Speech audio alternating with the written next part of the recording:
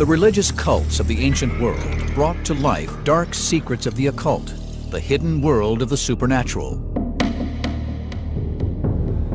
Researchers are now discovering that the ancient world's cults and secret societies are founded upon a wealth of technology. Why did an ancient cult communicate with the ghosts of the dead through the power of science? How did technology help a life-size statue of Jesus Christ spring miraculously to life? What ancient science protected a holy military order and its city against certain annihilation? And how did an ancient civilization recreate the mysteries of hell, a newly discovered underworld where no cameras have gone before?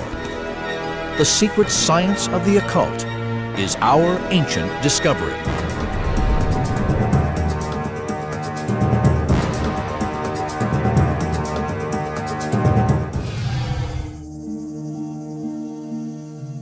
The study of the occult is where science meets spiritualism.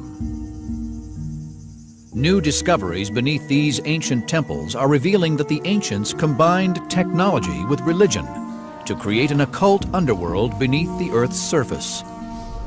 The story begins in ancient Mexico with the mysterious civilization of the Mayans. It's easy to think that the occult is just myths and fiction, but when you start to apply archaeology and science, you can really get to the truth and the nuggets of real fact that underlie all of them. In 600 AD, at a time when the once great cities of Europe were in decline, the ancient city of Chichen Itza was in its ascendancy. Temples were aligned with the solar system, using an advanced understanding of geometry and astronomy. They reached for the stars, the abode of the sun god, and countless other deities. But other gods lived in the darkness underground, the gods of death. We're very fortunate in that the Mayans decorated all of their temples with glyphs and inscriptions and carvings, which has given us an incredible insight into their life and culture. Even more so is a mysterious 16th century document known as the Popol Vuh. The Popol Vuh is a sacred text transcribed in the 16th century from ancient hieroglyphs. It describes a mythical civilization, an occult underworld known as Xibalba. Xibalba is the Mayan underworld, the place where all the souls want to get to be able to enjoy the afterlife. But the thing about Xibalba is it's not easy to get there. It's a real challenge. You've got to go through many ordeals for your soul to be able to enjoy the benefits of the afterlife. Xibalba lives on in myth. But could it also be an actual place, hidden deep in the earth beneath us? In ancient Mayan culture, Xibalba is linked to the cenote. These are naturally occurring sinkholes, which over thousands of years have filled with rainwater. This cenote is the source of water for the whole city of Chichen Itza. Without this, the city could not survive. It was so important that they built a sacrificial way, a sakbe, all the way through here, through the jungle, to the cenote. Human sacrifice has been discovered in the cenote. The remains of small children and even evidence that live women were thrown in has been found by archaeologists. So could the real Xibalba be under a cenote? Using the clues from the Mayan sacred book Popol Vuh, we can start to unravel the Mayan sacred code. But there's only one place we can really do that, and that's to explore Xibalba itself. We need to dive into a cenote. This is what John and a team of underwater cave divers are attempting. They have traveled 70 miles west of Chichen Itza, where they are searching for evidence of this ancient underworld. I've got to admit, this is incredibly exciting. How many people have the privilege to sort of dive and explore such an important archaeological site?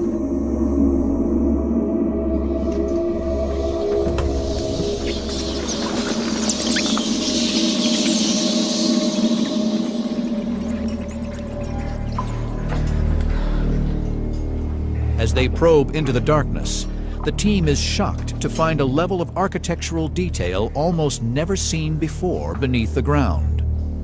They have uncovered a sakbe, the ritual roadway that connects Mayan temples and ceremonial centers. Is this evidence that this was a place of ritual sacrifice deep underground? When we see a road like this, that's a ritual purpose, and maybe they made pilgrimages here.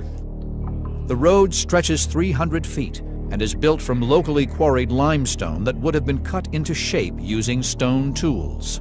Like all Mayan architecture, its construction relied on manpower. Its layout suggests that it leads to a place of worship, where votive offerings were made to the rain god, Chalk. This Sac Bay, this evidence of construction underground, is absolutely, totally unique.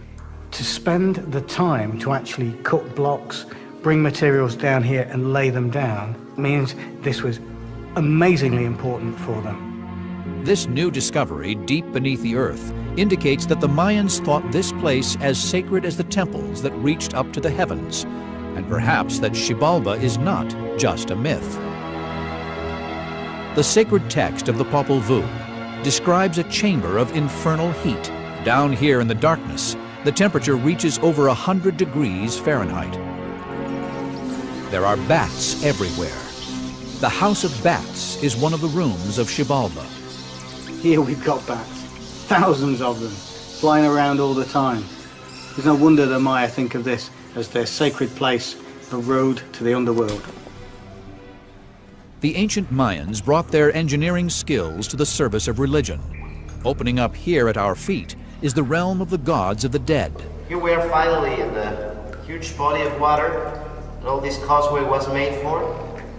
And we are right on the final steps in order to have access to the cave, which is right in front of me.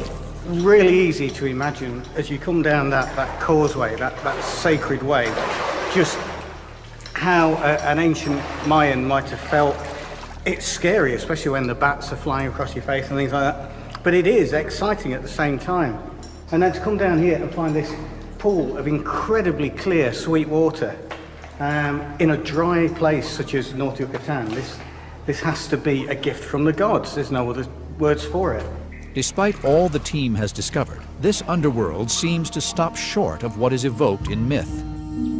According to the sacred text of the Popol Vuh, and illustrated in the temple carvings, the way of the dead comes to a path that turns to the west, the way to the afterlife. So why is it blocked with water? Is it because the water levels in the cave have risen over the centuries? To answer this question, it's time to put on the diving gear and investigate the cave complex further.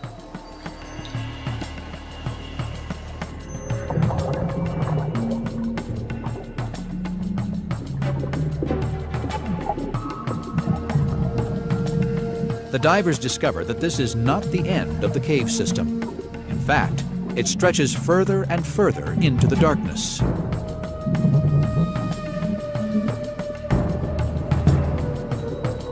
As they journey deeper, they discover other rooms, some with air pockets that allow them to take off their breathing apparatus. Could these be the houses of demons described in the Popol Vuh? We enter the first room, and it's truly beautiful. It's wonderfully decorated with stalactites and stalagmites. Stalactites and stalagmites can only form in air. This is proof that these caves were once dry and that the water table has risen. The Popol Vuh talks about the House of Knives, a room filled with blades and razors that the souls of the dead must overcome on their journey to Xibalba. Did it look like this? Then we enter another room that has a large pocket of air, so you can walk through this part to get to a further room. You go back underwater, and as you come up again, you enter a further room. It's truly exciting. You can feel a certain energy that comes from the respect and care they showed for this place. And entering it is like being in another dimension. These new discoveries bear an uncanny resemblance to the Xibalba described in the Popol Vuh. It's fantastic. It's just fantastic because you get here, you just get to the end of the road to Xibalba, and right in front of it, you find a cave that goes exactly towards the west. And I'm excited about the west because this was the road to Xibalba. The Mayans had a vision of the underworld that corresponded with a real place underground. They peopled it with gods and the souls of the dead. Our discoveries beneath the earth are further evidence of the convergence of the real and the occult in Mayan religion. Our next discovery involves the use of technology in the churches of the Middle Ages. Ancient discoveries will reveal how a life-size statue of Jesus came to life to inspire awe and veneration in worshippers of the 16th century.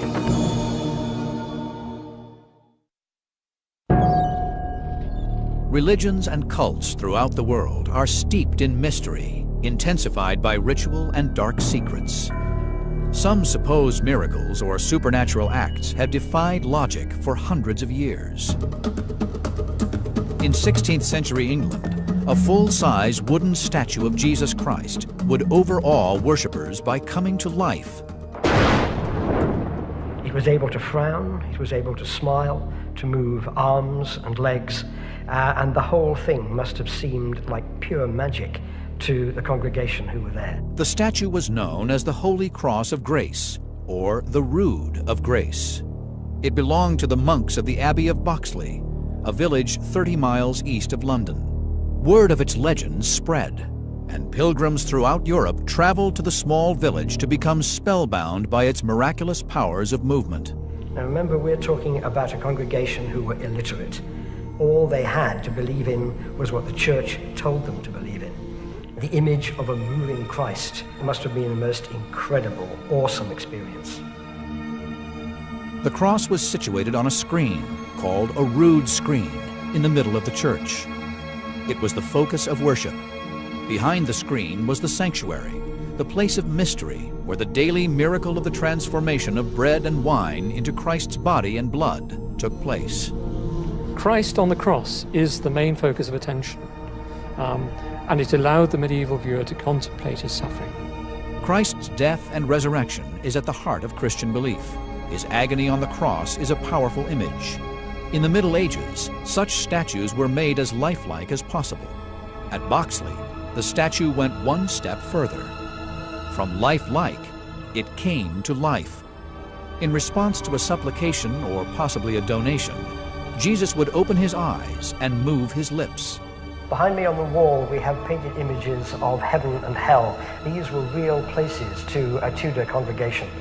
And the moving Christ made this real. If Christ smiles, you are safe. You will find salvation. You will find your way to that heaven. If Christ frowns, then hell beckons. What caused a lifeless wooden statue to move and speak? Was a higher power at work? One that could breathe life into an inanimate object? Or was there a more human agency at work? One which sought to exploit the innocence of the faithful? To answer these questions, we go back to the eyewitness accounts of the time, when the secret of the Rood of Grace was first unmasked. 16th century England was a time of immense religious upheaval, a time when men and women were prepared to kill and be killed for their faith. King Henry VIII was on the throne. He decided to break England's ties with the Church of Rome because the Pope would not grant him a divorce from his first wife, Catherine of Aragon. This shattered the unity of Western Christianity forever. Henry VIII breaking with the Church of Rome is a big step because, and he knows it, he is the first king actually to turn against the Pope. So what he's doing is big, bold, charismatic, and all the stuff that Henry wants to be.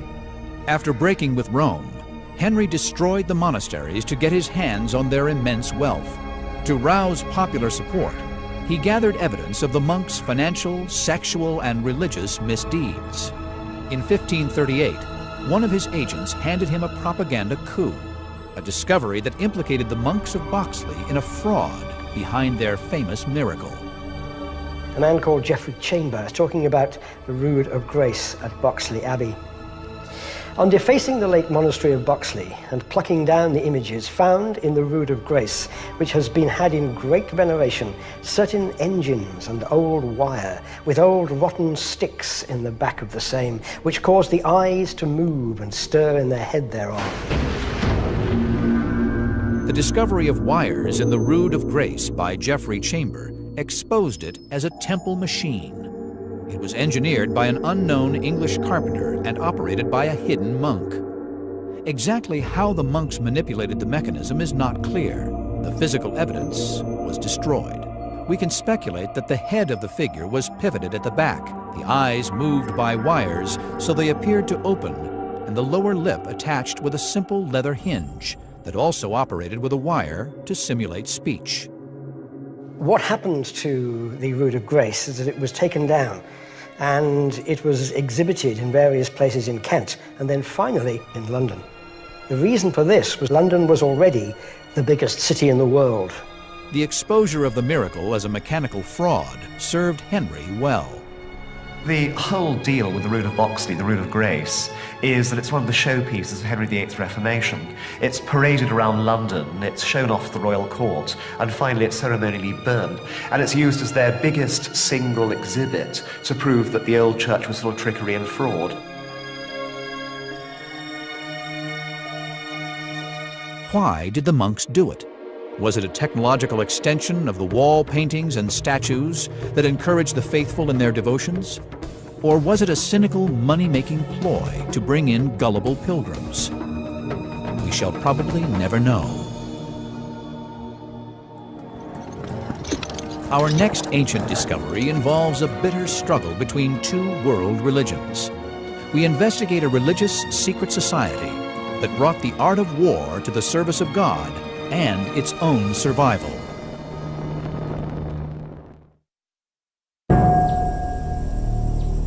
Ancient Discoveries has investigated the use of technology and engineering to reinforce the faith of religious believers. Now we will examine how faith inspired new technology to combat its enemies. In the early Middle Ages, the Order of St. John was founded in Jerusalem to care for sick pilgrims. By 1530, they were installed on the Mediterranean island of Malta. Part monk, part soldier, the Knights of Malta dedicated themselves to the spiritual and military defense of Christianity. The order is unique because it did start as a monastic order with the individuals taking the vows, the monastic vows of poverty, chastity, and obedience. And it grew into a warrior order as well to defend the faith. The Knights of St. John were in a religious and military conflict with an Islamic empire that threatened to overrun the whole of the Mediterranean. In 1565, on the island of Malta, they faced annihilation from an invading force sent by the Ottoman Sultan Suleiman the Magnificent. By the time the Ottomans have got their army ashore, there are at least 25,000 soldiers and possibly 10,000 more men from the navy who can be used if necessary. The Christians have around 500 knights, 3,000 mercenaries, probably another 3,500 Maltese militia. The order was outnumbered 4 to 1. If we look at the raw numbers, it might seem that the knights must have been supermen. They took on and defeated 4 times their number of Ottoman troops. Not any old Ottoman troops, but the very best household troops of the most powerful man on earth. How did the knights overcome these overwhelming odds? Prayer and faith doubtlessly inspired their immense courage and resourcefulness. They planned for a 4-week siege, and of course it went on for nearly as many months, with appalling casualties. The order was going to survive by the will of God, or it was going to perish there on Malta. The Ottoman armada of 190 ships was one of the largest invasion forces assembled since antiquity. The thoughts of any knight seeing that huge armada descend on Malta, when the Grand Master of the time, La Valette, had tried for years to persuade Europe that this was going to happen and no aid had come. It was a small force, and we thought, how could we possibly survive this? The order combined one of man's oldest resources with technology to succeed in battle. Throughout the history of warfare, men have constantly tried to find ways of harnessing fire, the most deadly element known to primitive man, a way of getting into the primeval psyche of the human. And the Knights of St. John, like the Greeks of Byzantium, like the ancient Greeks, and in the 20th century, flamethrowers and napalm, they found a way of harnessing fire for military purposes. Andrew has come to Malta's National Library, home to precious documents of the order dating back to before the Great Siege. He has unearthed a text that could reveal evidence of the knight's fabled fire weapon. This is the Balbi manuscript. This is the original first-hand account of the Siege of Malta, written by a man who was there in the first person, printed only a few years after the battle finished. This is the most important single account of the Siege of Malta. The text vividly describes the terrifying destruction wrought by Turkish artillery during the Great Siege. One of the things Balbi does is, here at page 39, he describes how when the Turks commenced their bombardment during the night of St. Elmo, the fireworks being thrown up by both sides were so luminous that they turned night into day. Buried in the account is a description of a devastating weapon deployed by the knights. It was called a trump, an old name for a trumpet. It was a flamethrower that discharged a sheet of fire upon the attackers as they swarmed up the walls. It sometimes incorporated a device which fired a number of bullets. Balbi tells us how the trumps work, and he gives us a great opportunity to try and replicate those results. Do these things do, on test, what Balbi tells us they do at Fort St. Elmo? In the United Kingdom, historic gunsmith Ian Henn is taking up the challenge of recreating the military technology of the knights. He is attempting to build and fire the flamethrower Balbi describes. Using sheet iron rolled into a tube, Ian is producing a large version of the trump that is 12 feet in length. The metal is heated to over 1,000 degrees and then shaped into its trumpet-like design. We can estimate how effective it would have been, but we can't really tell until it's gone through a proper test firing. At a disused stone quarry, Ian has come to put the knight's 16th century flamethrower to the test. We'll be using modern blasting gunpowder, very similar to the powder they would have used in the Siege of Malta. They had what was known as corn powder, which had been in existence for about 150 years by then, and it's very similar to modern black powder.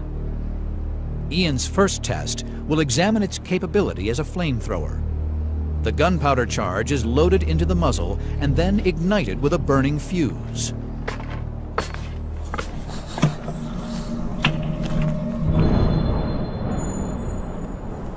Giving fire!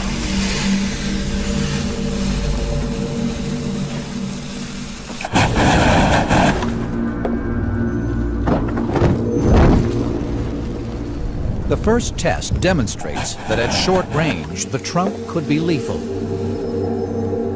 What we've just seen is a highly efficient early modern flamethrower. Remember, the enemy are wearing long flowing silk robes. They're going to burn just like this.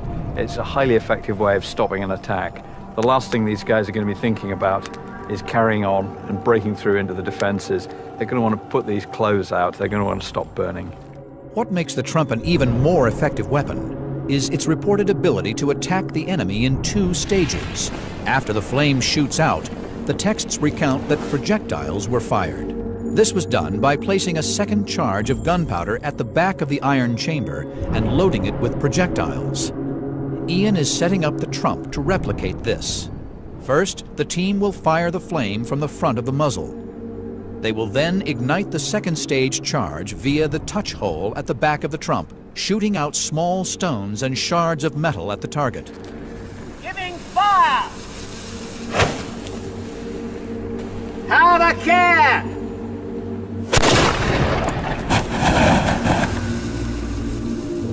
There's a lot of flame, a lot of smoke, a lot of noise, not once but twice. So you can be set on fire, you can be shot. And at night, with these large flashes and flares, it's going to be a really frightening thing to be coming up against. The tests confirm that the trump would have been an effective close-range firearm against besiegers attempting to breach castle walls, and would have performed exactly how the Balbi text describes it. It combines a terrifying stream of fire with a deadly hail of shot. But the trump is not the only extraordinary weapon mentioned by Balbi in his account of the siege. The ancient manuscript tells us about an even deadlier secret weapon, one that helped the Knights of St. John secure their extraordinary victory.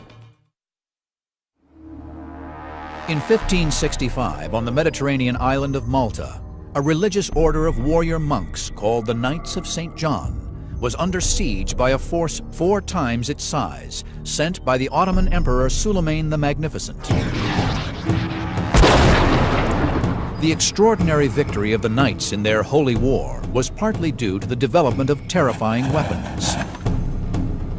The mysterious arts of the armorers of the Knights of Malta are being investigated by historian Andrew Lambert. He starts at Fort St. Elmo, where the siege began. Out here we can see just where the Turkish galleys would have been, forming up under oars, ready to bombard the castle. And there would have been dozens of them, each one with 2 or 3 cannon facing forward, continuous rain of fire on the seaward side of Fort St. Elmo. Throughout June and July of 1565, fighting was intense. Both sides were merciless, and thousands of soldiers were killed. When the Ottomans capture some knights, they crucify them in a mockery of the crucifixion of Christ, and then float them across the harbour to try and intimidate the knights into surrendering. The knights respond by beheading their Turkish prisoners, which is again blasphemous, and firing their heads back into the Turkish camp. There's no quarter expected. This is life and death, and the losers will die. The knights had to play for time. If they could hold out until the winter, the Turks would have to return home. Until then, they needed every possible device and stratagem to keep the Turks at bay. One of the devices described in the ancient texts is known as the fire hoop. For the defenders of St. Elmo, this was the crisis. Under constant artillery bombardment, the men standing at the parapet would have been cowering below under heavy artillery fire, constantly being sniped at with muskets. They'd have brought the hoops blazing, 1 man on each side, with long iron tongs. And the trick was to flick them over the top and get them rolling down onto the Turkish infantry as they stormed up the assault bridge.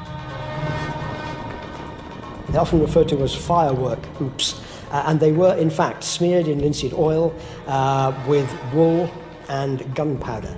And the idea was that these were like gigantic Catherine wheels spinning through the air. Because of what is on those hoops, we have a sticky, burning mess that is almost impossible to put out. How would this unlikely weapon work in practice? What was so innovative about the hoop? Could it really give defenders a decisive advantage against a mass assault of determined warriors with ladders and siege engines? These are questions ancient technology expert Richard Windley is attempting to answer using the same materials described in the Balbi manuscript. So basically we've got a large hoop, we bind it with wool and cotton, and these would then be soaked in flammable oils. And then over the top of that we start to bind material, something like coarse hessian or any old material which is going spare will do the trick. This is then bound round very tightly and held on with wire, and then it was dipped in molten pitch. They also use flammable compounds. The flammable compound Richard is using consists of natural oils and waxes, animal fat and gunpowder, ingredients available to the knights during the siege. This was a highly secret formula in the Middle Ages and was applied to the iron hoops usually used to make barrels. Because I don't know what's going to happen, I'm going to pop the goggles on just for safety and light it, and we'll see what happens.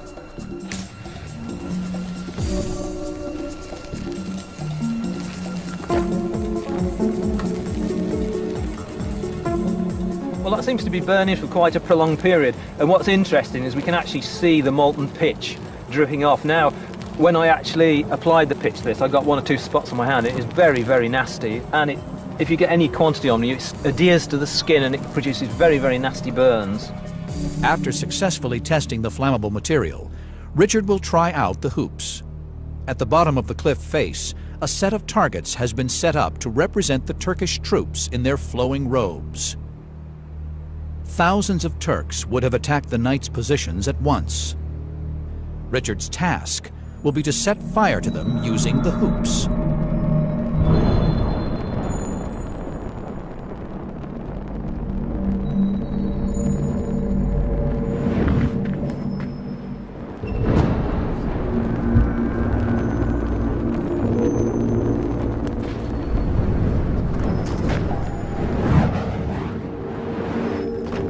Despite their simple appearance, the damage caused by Richard's fire hoops is remarkable. It gives us an indication of why the weapon was so critical to the knights. Due to the highly flammable compounds smeared around the hoops, they burn for up to 30 minutes and are very difficult to extinguish. 2 or 3 soldiers could easily have become entangled with just one of these blazing hoops. Throwing these down in their hundreds, the knights sowed panic and destruction among the besieging soldiers. They actually caused a lot more damage than all the other arsenal of weaponry which they had available to them. In their own small way, the fire hoops played a critical part in the successful defense of Fort St. Elmo, far longer than the knights had anticipated or the Turks had hoped that the siege would last. So they might just have tipped the balance between success and failure in what was the pivotal battle of the 16th century. The knights came within days of defeat. By September, they had just 600 men able to fight, but they held out. The Ottoman army was depleted and demoralized. They gave up the siege and sailed back to the east. These two forces met, they fought it out, and the Christians came out on top. This time, a little bit of skill, bit of luck, some new weapons, but ultimately the Christian West would triumph because it had a more powerful economy, more innovative technology, and within 150 years, the Ottoman Turkish Empire was a backwater, and it was the Christian West that ruled the world. In our next ancient discovery, we investigate an archaeological site that holds dark secrets.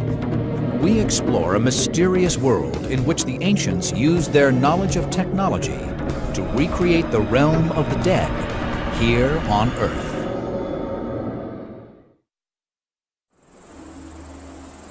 In northern Greece, in the middle of the 20th century, archaeologists uncovered a strange site that had remained hidden for over 1,000 years. It was a mystifying maze of corridors and rooms leading to a central sanctuary. In a stone chamber hidden underground, the archaeologists discovered figures of ancient gods. More intriguing were the remains of substantial machinery. Now, ancient historian Michael Scott has set out on a mission to discover the site's secrets. Well, since 1953, finds have been coming to light at this site that has left us with a mystery. We have a heavy-duty machine here. We have counterweights made of solid iron.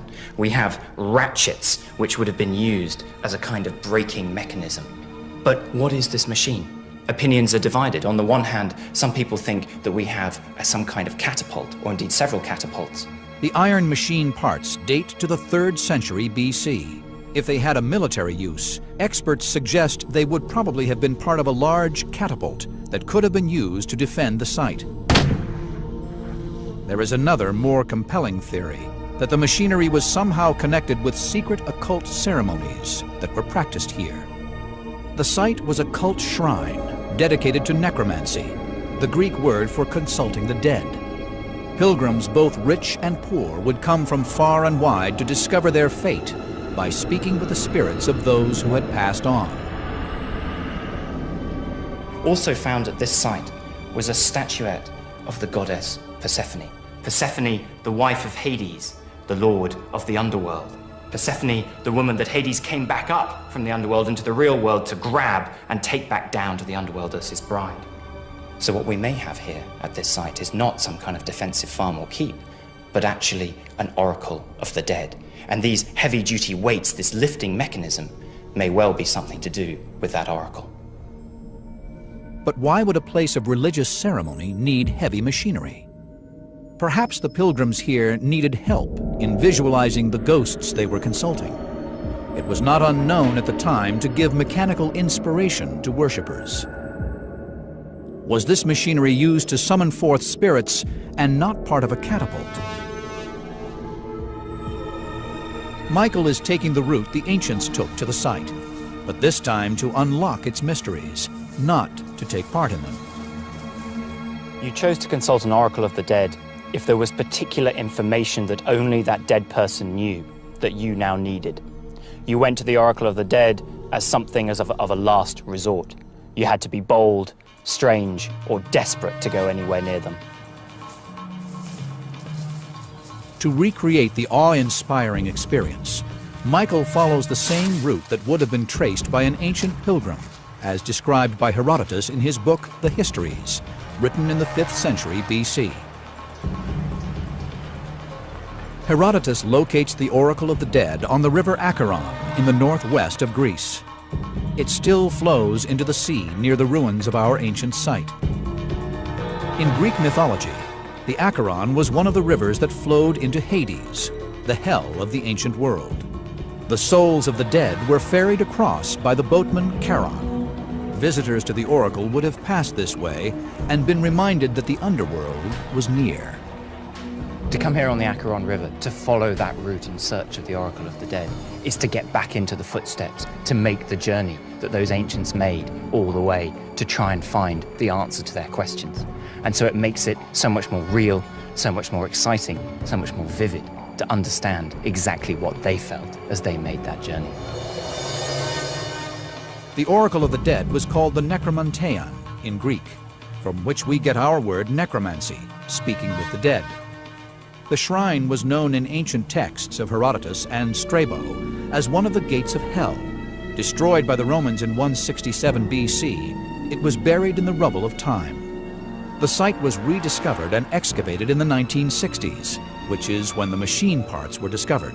The location corresponds to descriptions in the ancient texts. This is the Oracle of the Dead and a gate of hell. This is the place believed to be the heart of the Oracle of the Dead. It's where the visitors to the Oracle could get in touch with the souls of their dead relatives. The maze of corridors and rooms begins to make sense. Someone who consults an oracle is known as a consultant. After rituals of purification and sacrifice, he or she followed the narrow and winding passages to the central sanctuary. This is where the mysterious machine parts were discovered. After the long stages of preparation, and perhaps up to 29 days of fasting, the consultant came here, the final turn before entering the room of the Oracle of the Dead. Here, he may well have been fed with hallucinogenic beans and herbs that were meant to give him an intensely heightened sense of the ghost that he was about to experience. And so he took that final turn and went into the room.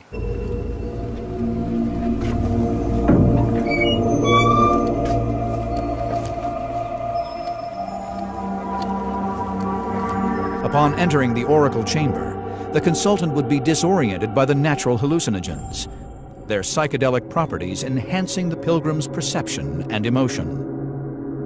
When you came into that room, it would have been dark, just like where we are now. The priests would have been chanting more and more incessantly, creating the atmosphere. And then, out of nowhere, out of the mists of time and the underworld itself, came a vision of that spirit, and perhaps a voice echoing up, answering your question.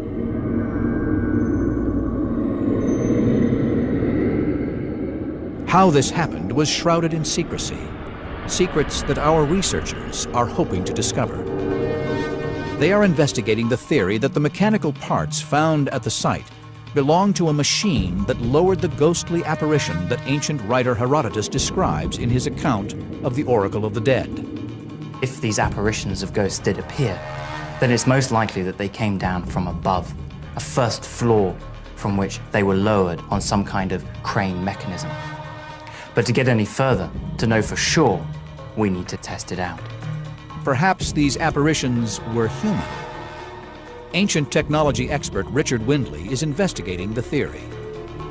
Using the iron components recovered from the site as his template, he is reconstructing a mechanical lifting device that could have been mounted in a room above the central sanctuary. There are one or two rather mysterious objects which are sort of cog-like. Now, my feeling is they're probably not cogs. They look more like some sort of ratchet device. And this would be consistent with a kind of simple winch technology.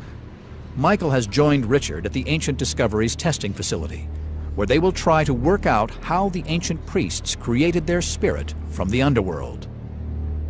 To lower the priest, Richard has constructed a winch-based crane that lowers a piece of rope using a hand crank, similar in principle to a winch on a tow truck. The machine is constructed out of iron and wood and has a ratchet on the side of the shaft. This can be used to stop the weight returning back down.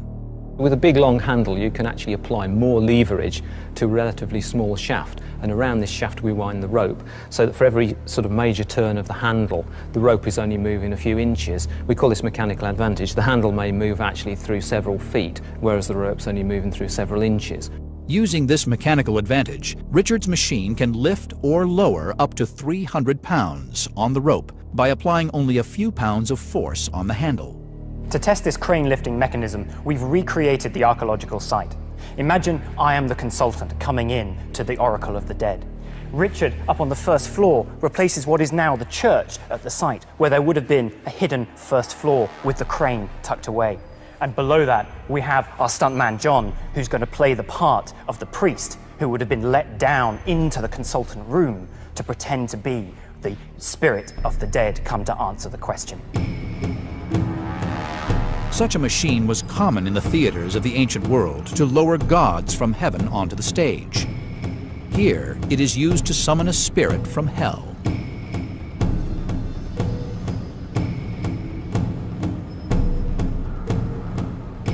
In their disoriented state, in the smoke and noise and flickering light of the sanctuary, consultants would believe they had seen a spirit from the underworld.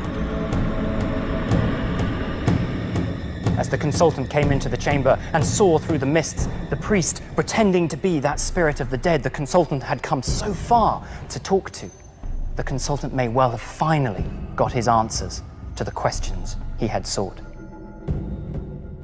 The consultation finished with the pronouncement of the oracle. The consultant was sworn to secrecy about what he had witnessed, or rather believed he had witnessed. He was ushered out of a side door, firmly believing in his encounter with the dead. There wasn't a question of whether they believed or not believed. There was no alternative to the fact that the gods controlled the world and that the dead lived in the underworld. That was the way things were. And so when they came here, when they saw, or at least thought they saw, the spirits of the dead rising once again, it's almost certain that they would have believed what they were seeing, because they had no reason to question it. Archaeological discoveries in Greece and at the Ancient Discoveries Testing Facility have revealed the technology behind the supernatural. We now know that the spirits were summoned not by magic, but by machinery. Religions, cults, and secret societies have strived to bring the supernatural into our world, to make the occult real. They have also called on technology to inspire and sometimes manipulate their followers. Ancient Discoveries has revealed the yearning of the ancients to explore the supernatural and their willingness to marry the science of this world to the science of the occult.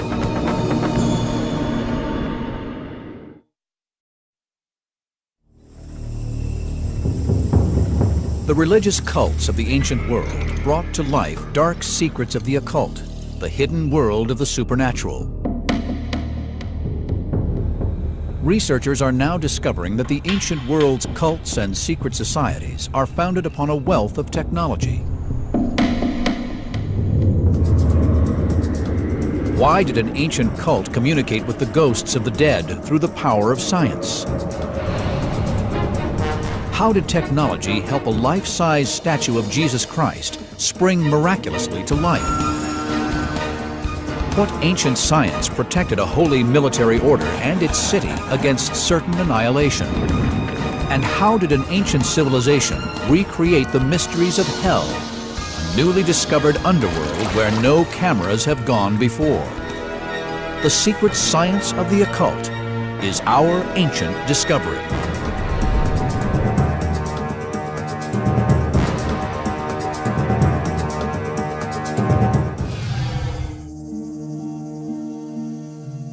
The study of the occult is where science meets spiritualism. New discoveries beneath these ancient temples are revealing that the ancients combined technology with religion to create an occult underworld beneath the Earth's surface. The story begins in ancient Mexico with the mysterious civilization of the Mayans. It's easy to think that the occult is just myths and fiction. Thousands of years have filled with rainwater. This cenote is the source of water for the whole city of Chichen Itza. Without this, the city could not survive. It was so important that they built a sacrificial way, a sac bay, all the way through here, through the jungle, to the cenote. Human sacrifice has been discovered in the cenote. The remains of small children and even evidence that live women were thrown in has been found by archaeologists. So could the real Xibalba be under a cenote? Using the clues from the Mayan sacred book Popol Vuh, we can start to unravel the Mayan sacred code. But there's only one place we can really do that, and that's to explore Xibalba itself. We need to dive into a cenote. This is what John and a team of underwater cave divers are attempting. They have traveled 70 miles west of Chichen Itza, where they are searching for evidence of this ancient underworld. I've got to admit, this is incredibly exciting. How many people have the privilege to sort of dive and explore such an important archaeological site?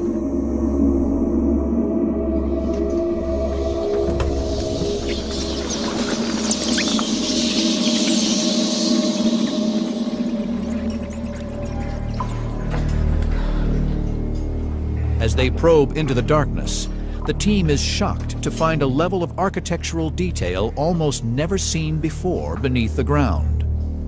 They have uncovered.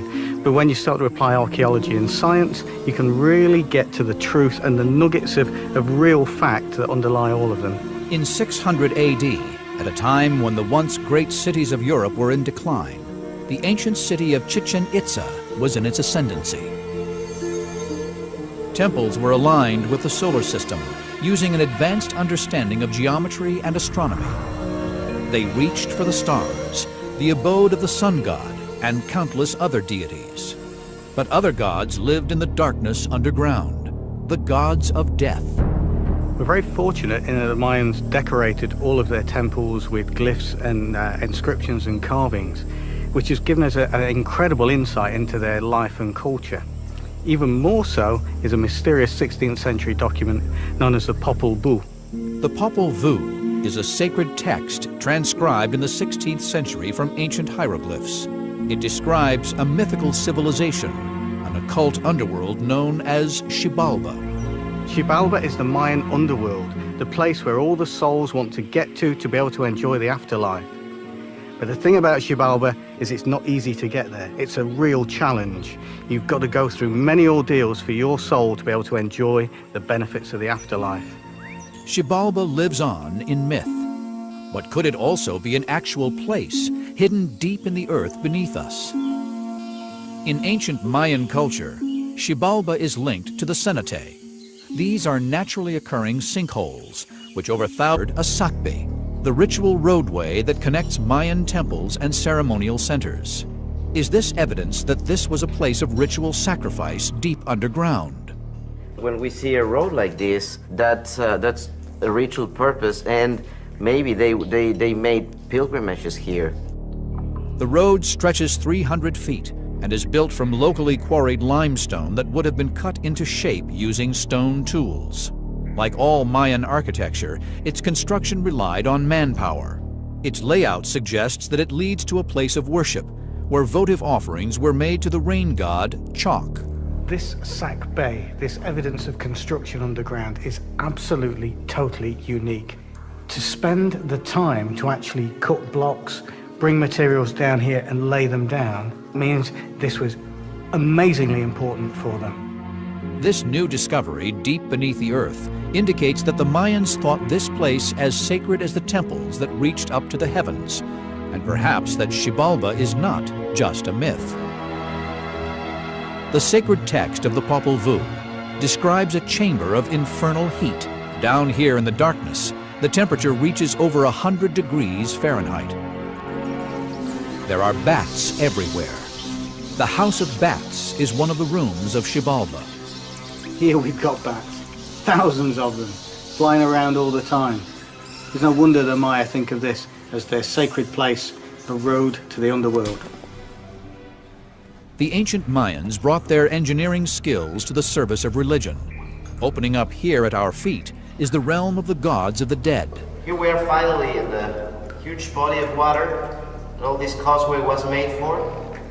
And we are right on the final steps in order to have access to the cave, which is right in front of me. Really easy to imagine as you come down that causeway, that sacred way, just how an ancient Mayan might have felt. It's scary, especially when the bats are flying across your face and things like that. But it is exciting at the same time. And then to come down here and find this pool of incredibly clear, sweet water in a dry place such as North Yucatan, this has to be a gift from the gods. There's no other words for it. Despite all the team has discovered, this underworld seems to stop short of what is evoked in myth. According to the sacred text of the Popol Vuh, and illustrated in the temple carvings, the way of the dead comes to a path that turns to the west, the way to the afterlife. So why is it blocked with water? Is it because the water levels in the cave have risen over the centuries?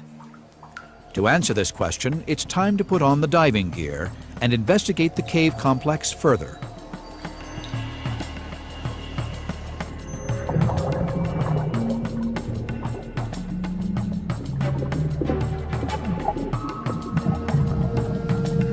The divers discover that this is not the end of the